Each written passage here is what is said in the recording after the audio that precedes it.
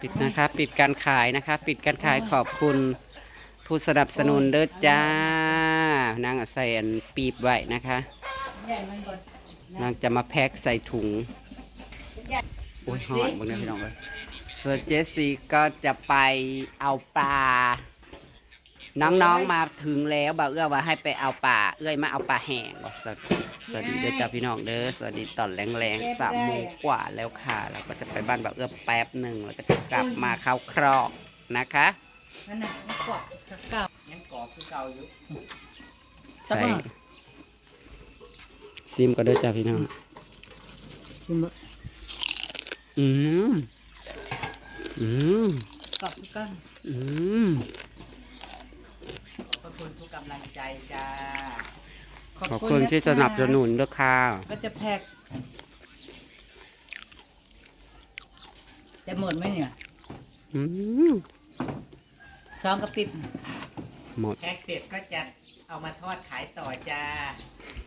กับมันก็เป็นอาชีพถึงเนาะนี่จนได้สา เฮากะสิบ่ได้ลงเมาเล็ดแล้วบัด ไปใช้ ขายดูขายดันเมื่อยไปเด่นทั้งไม้ตัวบองบ่ได้ขาย โอ้ย ไปจังได้ก็อย่าลืมมื้ออื่นกัน มื้ออื่นก็ตก วันอาทิตย์วันที่8แล้ว เราก็จะมาไลฟ์สดเพราะว่า จานเราก็จะไปแจก สิมื้ออื่นสิไลฟ์สดบอกข่าวผูกแขนเด้อพี่น้องเด้อบ่สุขุสุคน ไปแจกมาเลย ไก่เนี่ยหมอเจาะจันเข้ามาหลาย ตาชุดอะ ๆตั้งไปตัดสุดนะคะได้เงินแล้วจัดละ มี2 ตัวเด็กมีสองแต่ว่าสีแดงชิ้นก็มาก ก็ชิ้นนี้แล้วไปตัดนี่ ขึ้นมาสีนี้จัดสีนี้ไปตัดเสื้อด้วย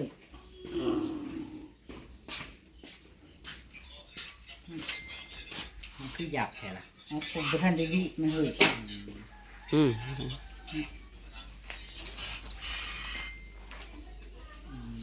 สวยอยู่ อันตอนนี้แล้วไปตัดเดี๋ยวครับไปเอาป่าบ้าน เรือ บ่าวน้ำสกอนเดี๋ยวพี่น้องโอ๊ยแบตกับเบิร์ด สีงามเกินห เสื มู อได้ แต่งอยู่ สีงามเกินหมูกับบ่ได้เอางามหน่อย เสือเด็กกระจายทั้งนี้เฮ็ดเอวมันเลยนะ ๆเอาบัตรตัวไหนยังสิ เฮ็ดเอวมันเลยนะ บัตรตัวไหนยังสิ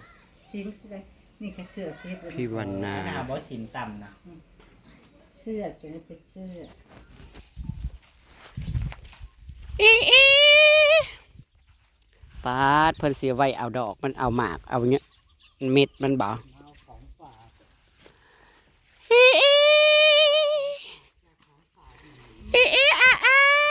เป็นยังไงเนาะขอบคุณค่ะหายปลาแดกแตกเฮ็ดอะไรจังหายปลาแดกแตก ให้พวกเธอไปตากเองจ้าฉันเหนื่อย เข่งมา หายปลาแดกแตกได้ปลาหายแดกกี่หาย ประเด็กไ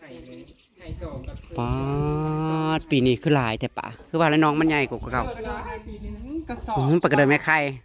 กระสอบฝ่าย อืม น้องนั่นก็เก็บโบเบิร์ตซ้ำมือหน่อย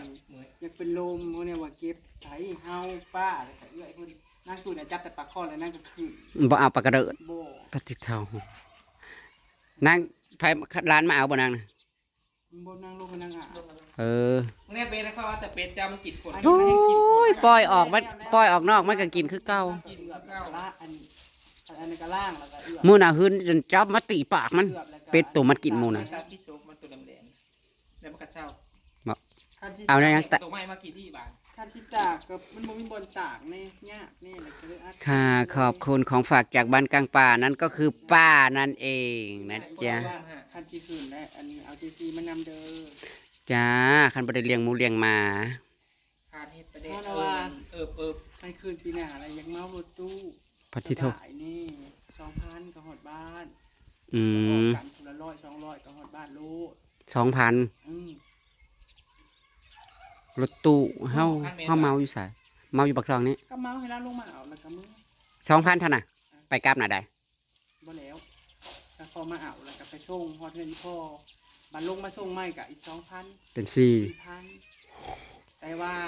มันสิบ่เมื่อยมันสิสะดวกกว่ากันแล้ว ก็แม่นและบ่ได้หลายต่อ สิบ่ได้ต่อพวก2นางน่ะก็เมื่อยแอแล่นี่แดดไหม้แดดที่ลาบแล้วว่า หนังรถมันเมื่อเน่าอะไรกัน นางรถมานั่ง ไปนักขึ้นสวรรค์ แล้วว่าอันคันอยากไปเที่ยวนั่น บ่คอยแล้ว อืม ไปเที่ยวมื้อนึง แถวไอ้ ไอ้ ขมวนแขกขมวน ทำ เนาะ สื้อ ไปตะไปอยู่ได้สุ ทำนั่นทำนี่พาฝรั่งจะ นั่นล่ะ ภาคหรืออะไรยังไงก็แล้วแต่เจ้าเราก็สิไปอันนั้น มื้อหนึง2,000คันเฮาต่อไปอีกก็4,000เนาะ อืม จักคนก็แล้วแต่เหรอ 14ที่นั่ง อ๋อ 16 ที่โชคบ่ 16หนัง อันนี้เราก็ถามอยู่ว่าชุเจ้าสิไปบ่นัดกันเบิ่งดูแล้วว่าเขาสิอันนี้พาไปแล้วว่าเขาสิล ว่าง บ่มีคน เขาสิลงมาเอาแล้วว่า ช่วงนี้ยังว่าท่านได้ไปไสดอกจ้า บ่ไหว้ดอก ปักก็บ่ได้ไปกล่าวน้ำมึง ไหนผักเธอน่ะ หมดแล้ว นานๆไป สลัดนั่นน่ะ เหลือนานหนึ่ง เล่นมันจะอยู่ เขาจิวจังว่า มันหอนแห้งสิได้มุ่งบัด อื นี้ ม มุ่งแล้วบรอกโคลีกับแก้เบิ่งเอาจ้ะอากาศชอบมื้อนี้ดีเด้อจ้า ไม่ฉันก็เก็บกินอยู่ฉันบ่มันก็ได้เก็บเมื่อวานก็กำง้างนะจ๊ะ ลบพิมพ์มันเบิด มันบอกแก่หรอบ่ แก่เบิด มันก็อยากแก้อยู่บ่ อาหารเป็ดก็ไม่ไปกินเหรอเป็ดก็ไม่ไปกินเหรอโอ้ยมีแต่เป็ดแม้ไอ้ตายและมันเวลาเฮาเอานะไปเลี้ยงมันฟักมันก็ไข่อยู่โอ้ยมันก็ไข่มันก็ฟักอยู่บัดนี้นะบ่เฮาให้เป็ดอันละเฮานี่แหละสม มันก็พากคือกัน อ๋อก็อยากได้อยู่มันแนวใหญ่เด้นี่ เบิ่งบางปีมัน อืม เด็ดซอง ห้วยน้องป่าเพิ่น โอ้นางถ่ายกลับบ้านนะ รถปักซองแห้งเต็กคารา ช่อง มั มัน น มี มี แต่ แต่ เค เค รื่ รื่ อ อง ง โอ้ยเพราะว่าแหละเนี่ยแอดนั่นแหละ คนมาแล้ว ทั้งหลังคากระเต็ม มันจังฮอดไว้แล้ว อืมล้างค่ากระติ่มเพราะว่าปีนี้แห้งก็ขึ้นหลากว่าปีกายเนาะจนมันสิเดือนซี่เลยนี่นะ ว่าปลูกผักก็ได้สิปลูก อุ๊ย ทำได้ เพราะปันกันแต่ว่า ไม่ได้ ปีกายเฮาไปบ่ไป แก่ถ้าไปเดือน กับไปทาดพนมก็เดือนนี้แต่ว่า กันก็ เอ เดือน อ ที่แล้ว นี่แล้ว เฮาไปอาทิตย์หนึงผมจักปีกาย อืม อันนี้มือ2 มือ3 มือ2 มือเฮ้ย 2 มื้อ3 คืน 2 ใส่ มื ส อ ภาพ 3 สิให้ซุ้มข่อย พักอีหยัง อันเด้อ2งาน มาทวงพัก หมายความว่าอะไรมาทวงพักพักให้ใส่ ผักอันจิบุแคนนะ โอ้ ดีๆที่เป็นเอาอันพาฉัน สิขึ้นไปหาเจล้านอยู่ถ้าเรามีนี่นะ เวลาน้ำมีเนาะ ที่เฮ็ดสลัดบ่ หมอเฮ็ดมาหลายอันหลายแนวยุ่งยากวุ่นวาย ก็ได้แต่สลัดแก้วนั่นแหละนะ มันบ่ยากเฮ้ยพักป่ามันก็ออกเยี่ยมเดือนสี่ด้านพักป่าพักติ้วกระปงกระโดนกระเด็น พักอันนี้แซ่บเลยประกาศแก้ว อ๋อหมักพริกเพิ่นน่ะเนาะสี่ขยายอยู่ มันหนาวที่ เดินทางแล้วก็เหนื่อยตามๆกันแม่นางได้เป็นอะไรแม่นาง โอ้ย เป็นอะไร บ่ได้สวิตสวาดบ่ได้มานผู้ชายในรถเบา บ่ได้มัน โอ้ โอ้ มีเลยจะ นี่ ไม่ แน่เอื้อยบ่ไปน้ำแล้วบ่มานผู้ชา บ่ได้ ย มีแล้วแต่ มี ลงมากับบ่มี มี ขึ้น แต่ กับบ่ เฮา มี อืม กับบริวิทย์วัด ลงมากับบริวิทย์วัด มีแต่นอนกับนอน บริใส่สุดสวยสุดงามวิท มี ย์วั แต่ ด ใส่ไปงมป่าเท่านั้นแหละ ใช่แต่อยู่มุ่งปะ ไปหาบ่าวเวียดก็เป็นบ่ทรงบ่ซื่นบ่ โยจะสิส่งสิซื่อในนั้นเนาะผู้ชายเด็กกระ ลู แต ก กคือ เพิ่นกระดักกระโด โค ด อยู่ในหั่นนะ มีแต่พาเพิ่นไปหาอีประเดกอึ่งนั่น อัน เออ เซลกันอยู่นั่งว่าเฮ้ยเห็นกะ เออนั่นแหละฉันเบิ่งอยู่ว่าเอ้าคนบ้านเบาน้ำนี่เหรอ อืม ให้คำพ่อเว้าคืออันนี้ ก็มีแต่บ้านคอย ลุ่มอันลุ่มหั่นเวียดลงไปจักหน่อย บ้านเฮิดเขานะเออ เอาไปอยู่หน้า เขาออกไปอยู่นะ เอาคือว่าเราเป็นทหารบอกผู้หนึ่งนะผู้เว่าบ่อันเฮ็ดคอนเทนต์เว่าบ่ม่วนนะเว่าให้นะ หืมไม่ได้เป็น อ้าวนึกว่าเป็นทหาร แต่ว่าอันดังอยู่แต่ว่าบ่ได้เงิน เอ ก็ อ แล้วมันไม่เป็นยูทู ติ๊ บ ก มันบอก ต็อก อยู่ นั่นนี่เนาะหยุด TikTok กับอันเฟซ ติ๊กต็อกกับเพจ มันบ่ทันผ่านมันบ่ผ่านง่ายเฮาลานลาวเฮานั่นน้อยนัก สิผ่านกับยากเรา นี่คือห้องเบาเบาหยังเบาวงน่ะเราตั้งเป็นหยังเป็นลาวอยู่บ่เรา ใช่ ตั้ง น่ะ ต้องตั้งเป็นไทย เขาก็จะนิดไทย เราได้ยึดมาต่อ ได้ ได้ลายเป็นปีเดี๋ยวจะมันได้ ว่าสิพากันไปอยู่หักอุ้ยจะอิหยังแน่มึงยุกรถก็บ่มีบ่ได้ลงบ่ได้ไปมันไกลเติบอยู่ได้เฮ้ย ถ้าไปก็ไปได้ พูนบอลเฮาขามไปอันนครพนมพูน แล้วนี่แหละเดินทางเนาะพี่น้องอุ้ยมันเมื่อย ฮอดอยู่กันละไปนั่น แต่ว่ามันยาก การเดินทางนี่มันเหนื่อยจริงๆได้นั่งรถบ่แม่นว่ามันม่วนเด้อ ก็ลงน้องชั่วโมงเมื่อมื้อนี้เนาะก็คือฮอด ตื่น ค่ เช้ามาก็ลงนอน 3 โมง 4 โมง ขย้อน พักผ่อน ขย้อนเขานั่งรถส่วนตัวไปกันยังเมื่อยอะนะ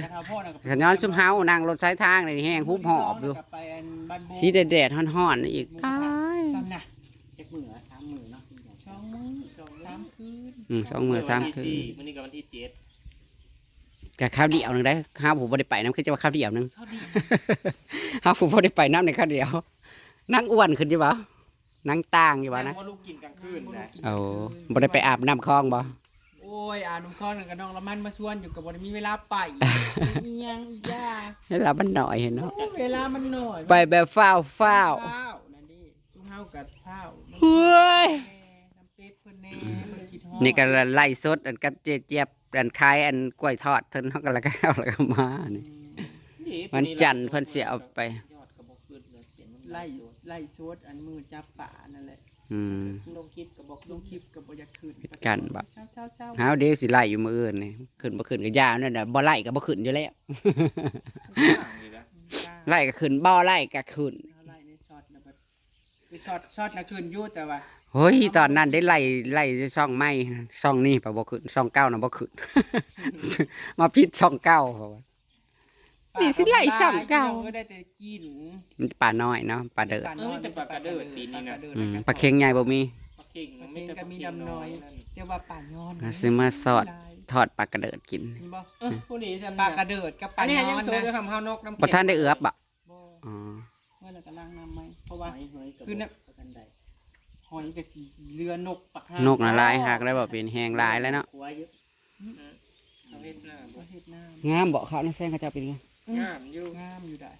จ้าพี่น้องเพิ่นโทรให้มาเอาของฝากจากบ้านกลางป่านะจ๊ะ เบ่งผู้หลายเบ่งtừหูบ้านถึงทางบ้าน ขอบคุณค่ะเราก็จะมาทอดปลากระเดิดกินกับตำบักถั่วมื้อแลง นี่ แซ่บ ประเดี๋ยวเดียวมากินแซ่บอยู่แล้ว อืม ทะเลตากแดด แม่นไม่มีเวลาตาก สมัง มันบ่มีเวลาตาก ได้มาจากทาง เด็กกล้องนึง กองนึงเตะ เขา ต้องเฮ็ดปลาแดก เขาไปแดกมานั่ง บ่โอ้ น้ำกระปูนเพิ่นว่าคอยจะว่าบ่อยากเอาลงมา กับบริยากเอาลงมาไอ้นี่คือเอาลงมาลงมาหัวรถไอ้กี้แตะบั่น ตับแตกใส่รถตู้ คืน โอ้ คืนบ้านสามมือคือผู้ซื้อว่าพากันดำๆบ่ โอ้ยบ่ดำเลยเด้อเฮ้ยจับป่าตากแดดไปบ้าน แล โบก มาสัน ไปบ้านโบกก็ตากแดดมีค้ามา มัน นี่ ไม่ ก็ ได้ ตาก เขากระ แด เข่ง ด แดด แต่ย้อนสิไปเป็นเดือน เออ จะเป็นลม นี่ แด แม่ กเขาเลยนี่ มันแห้งมีแต่แดด เอาในซองมือนี่มันห่อนมาลีรอ แต่ เฮ้ย ว่าคันลงมา ก็ต้อนเที่ยงน่ะออกมาแต่สวรรค์น่ะลงมาน่ะเฮ้ย 2-3 ชั่วโมงกูให้มันดำสิว่าได้เนาะ เถียงพอดีสุคอยออกมา เขียว แม่นและส่วนจากซุ่มจากขึ้นไปน่ะมันแดดมันห่อนเลยเด้ ป่ะเฮากะที่มองหลวงประจักษ์ในขอบคุณหลายๆจ้าฮอดเทือนเทิงซานแหละพี่น้อง มาเอาของฝากจ้า